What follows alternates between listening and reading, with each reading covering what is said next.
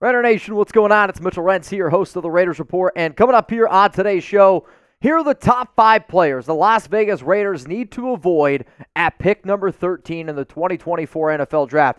This might surprise you, but Las Vegas has, struggled a little bit in round 1 over the past few years, whether that's been McDaniels and Ziegler or Gruden and Mayock. Bottom line is, I am here to help out Telesco, to help out Antonio Pierce. Make sure that this pick at 13 isn't a wasted one because, let's keep it a buck here.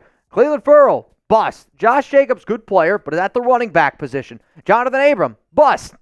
Henry Ruggs, you know the situation. Damon Arnette, bust. Alex Leatherwood, bust. Davante Adams trade, that was great. Tyree Wilson, so far, is trending in the right direction, however, has not been worth the number 7 overall pick. So if you want to be able to stay up to date on the Raiders, subscribe. You want to stay up to date on the quarterback situation, subscribe.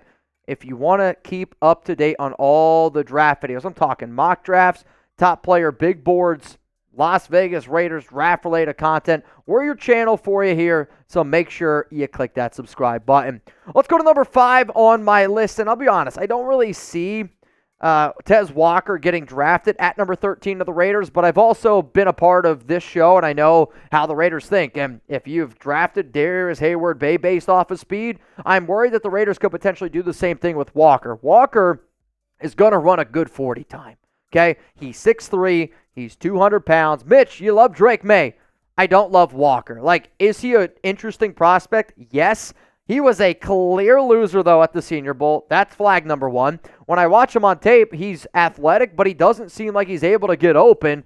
And then when you consider the fact that he also had a quarterback like Drake May and his college tape isn't off the chart, bottom line is I don't want the Raiders to fall in love with the speed if they are looking for somebody to add a little bit more speed to that vertical passing game, like Antonio Pierce has mentioned. If they take Walker at 13, I can't even tell you how upset I will be. So how about this? I know I'm not the only one out there that's a little bit nervous about the first round, because if you're not nervous about round 1 and you're a Raider fan, you just have not watched any NFL draft the past few seasons. So name a player that the Raiders should avoid at pick number 13. This will be the pinned comment, so scroll on down and let me know. Coming in here at number 4, it's Michael Penix Jr., and I guess I should have mentioned this. These are ranked from, at number 5 would be Panic Meter. The guy at number 1 is the number 1 player that you cannot draft at number 13. So that's probably what I should throw in there. Michael Penix Jr., quarterback from Washington, and I do think he ends up getting drafted in round 1. I do.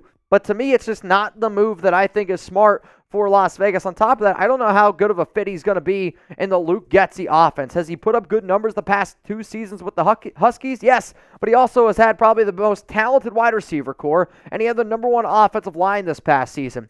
What's also really difficult about Michael Penix Jr. is he's 24 years old. He has a laundry list of injury issues, and he's going to get flagged at the combine.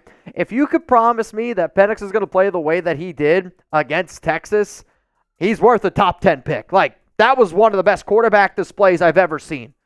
If you tell me he's going to play the way like he did against Michigan, it's not somebody that you draft in the top 3 rounds. I know how talented Penix is, but then you're also in this Raiders situation where you don't have a right tackle based off of where we are at right now. Obviously, it'll be the draft, hopefully, that you have that assessed. But when you're a lefty, you don't have that blind side. It's just an extra thing to think about, and it's an extra spot where if you do end up taking Penix, you're probably going to have to pay that right tackle a little bit more money.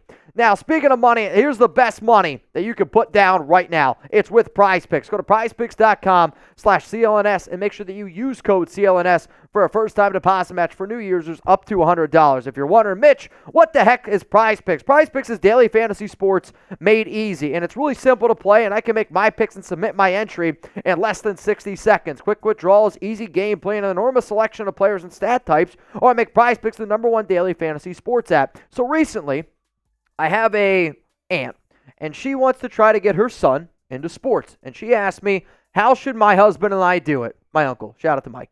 And here's what ends up I said, honestly, you guys should start with Prize Picks. And the reason why you should do it is that way you have an opportunity. Let's say you put down like $20. You have an opportunity to win up to $200. And then on top of that, she's also going to be able to sit down, watch the sports with you. You can teach her about, like, if you want to, let's say, go with Luka Doncic on more or less than 35 points, she can sit there and she can go, all right, I'm cheering for Luka tonight. Watch the game. She's going to be entertained. your child's going to be entertained. Whoever you're trying to teach a sport to is going to be entertained, but then you're also going to be sitting there being like, I'm going to be entertained watching sports with maybe my son or daughter, maybe my husband or wife, like whoever it is, your significant other. Prize Picks is changing the game, and I'm telling y'all, you're going to have a lot of fun because you're going to have an opportunity to put some money in your pocket, and it's a really easy way to teach somebody a certain sport. I'm telling you right now, this is what I do with Alex when I want to be able to watch a game. I want to go out for dinner. This is how you do it. PrizePicks.com/CLNS to get started. Let's go to number 3 here on my list. It's Jackson Powers Johnson, the center from Oregon. And the reason why he's on here, it's not because I don't think he's a good player. He is a good player. He might end up getting drafted in round 1. I don't think he ends up getting drafted in round 1. But the reason why he makes my list here at 13 is because based on sources close to me, I know Tom Telesco is a big fan of Bo Nix. And if he's a big fan of Bo Nix, it means the Raiders are watching a lot of Bo Nix tape, which means you're watching a lot of Jackson Powers Johnson tape. And I'm not saying that they're going to take Nix at 13, but what happens if one of their plans here is to take a center and then you go with Nix maybe later on in that first round? He's a good center. He's not the best center in this year's class, and I didn't want to just stack this video with only wide receivers or only quarterback options. So I'm going to throw out Jackson Powers Johnson. He deserves to be in round 2, not at pick number 13. Let's go to number 2, though. Speaking of the devil, it's Bo Nix. Like, this is why Jackson Powers Johnson's on this list, because of Bo Nix. The Las Vegas Raiders should avoid Nix at 13. I want to say it again for everybody in the back in case you missed it. This is not somebody you draft at 13. Realistically, it's not somebody that I think the Raiders should draft in round 1. However, I will say that he is an intriguing prospect for me in the Luke Getsy offense based off of the film that I've watched and based off the people that I talked to. Nix is the quarterback I would say is most likely to get drafted by the Raiders in 2024, and I hit it right on the nail of the head last year with Aiden O'Connell. Are his numbers impressive? Yes. 77% completion percentage is probably the most impressive thing on this list. However, it's a short intermediate passing game that he did at Oregon, and he's also 24 years old. Like, there's nothing about Bo that really excites me, but if you want to have a quarterback that can learn for 2 years, that's what Nix is going to be. You sign a veteran like a Kirk Cousins, you let Bo Nix learn underneath him for about 2 years, and then you roll the dice in year 3 and see what he's got. However, if you're going to go get Nix, you do not take him at 13. You end up either trading back or trading into the back half of round 1 or hope that he's there in the second round. It's not what I would do, but he is going to make this list because I would be super disappointed in the Raiders if they took Bo Nix at 13. But remember, y'all, hit me up, Twitter, Instagram, Mitchell Renz 365. I'm literally everywhere there. Venmo, if you don't already know, Mitchell Renz 365. Cameo, Mitchell Renz 365. But also, I want you to give my guy Chugs a follow on Twitter as well. He's the one that's going to be holding down the Raiders Report ship while I'm away. And if any breaking news happens, he's going to be one that tells you first because there's a chance I might be sleeping due to the time delay. So go give Jeremy a follow on Twitter at Jeremy Chugs, which means at number 1, and it's J.J. McCarthy. I would be, like, as angry as I was when the Raiders drafted Damon Arnette at 19, as angry as what I was when the Raiders drafted Clelin Ferrell at number 4, I would be as equally mad if the Raiders drafted J.J. McCarthy at 13. Because to me, again, not a QB that deserves to go in round 1. There is not a single team in the NFL that I think should take this guy in round 1. He has got a above average arm in terms of strength. But besides that, it's nothing. Like, my easiest comp that I can give, and I keep saying it over and over, but it's so spot on to me. He's a pitcher that throws a straight four-seam fastball at 93 miles per hour in the MLB with shitty off-speed stuff. That's what J.J. McCarthy is. Can he run? Yes. Is he young? Sure.